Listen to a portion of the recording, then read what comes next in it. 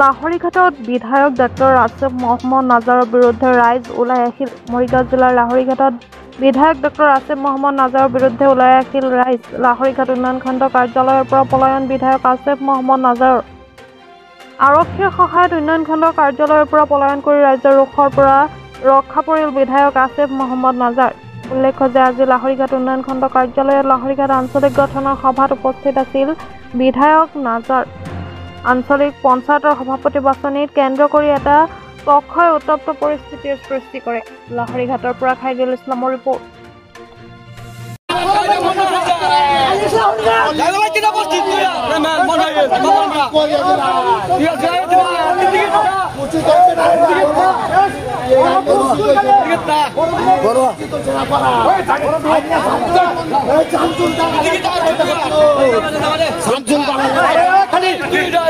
আমৰা দল না কৰলে বাদ কৰে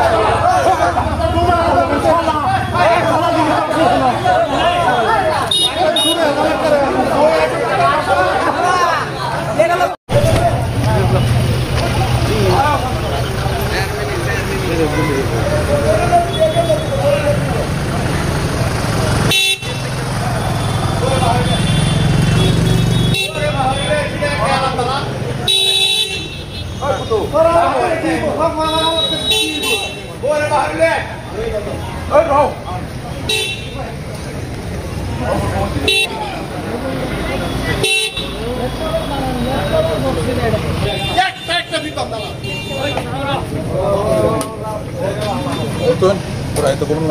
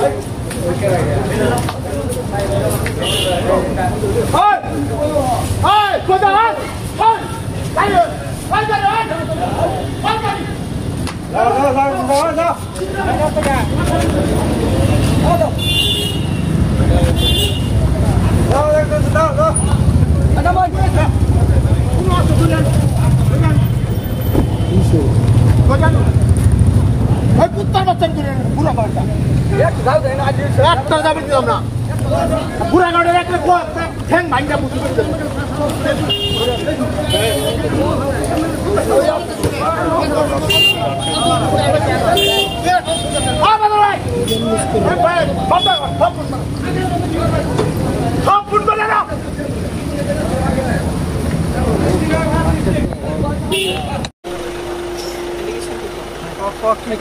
কি হৈছে মানে ভিতৰত বাহিৰা মানুহলৈ আপোনালোকে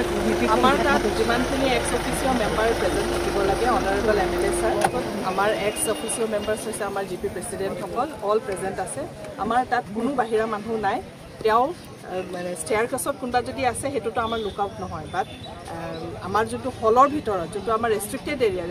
এৰিয়াৰ ভিতৰত 0.1% কোনো বাহিৰা মানুহ নাই আদাৰ দেন এই দুগৰাকী প্ৰেচিডেণ্টৰ সৰু মানে বিল' 5 ইয়াৰ্ছৰ কেঁচুৱা দুটা তাৰ বাহিৰে বাহিৰা মানুহ এটাও আমাৰ কেম্পাছত আমাৰ ৰেষ্ট্ৰিক্টেড এৰিয়াৰ ভিতৰত নাই কোনোবা যদি ষ্টেয়াৰ কেছত কোনোবা বহি আছে মোৰ অফিচৰ গোটেই প্ৰায় অফিচিয়েলছখিনি আছে তো সেইটোতো মোৰ ধৰি লওক আমি ৰেষ্ট্ৰিক্টেড এৰিয়া বাহিৰৰ বস্তুটোতো আমি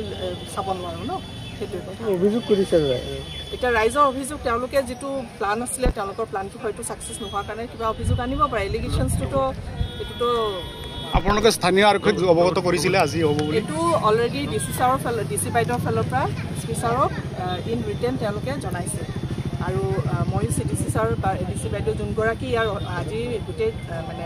মিটিংখনৰ অথৰাইজ অফিচাৰ আছিলে তেওঁলোকক জনাইছিলোঁ গেডাৰিং হৈছে বুলি বাকী তেওঁলোকে জানে বিকজ মই কেম্পাছটো মোৰ মানে ইউজ হৈছে বাট মই অথৰাইজ নহয় মই যিখিনি মোৰ মানে ৰাইটত পৰে মোৰ পাৱাৰত আছে সেইখিনি মই কৰিছোঁ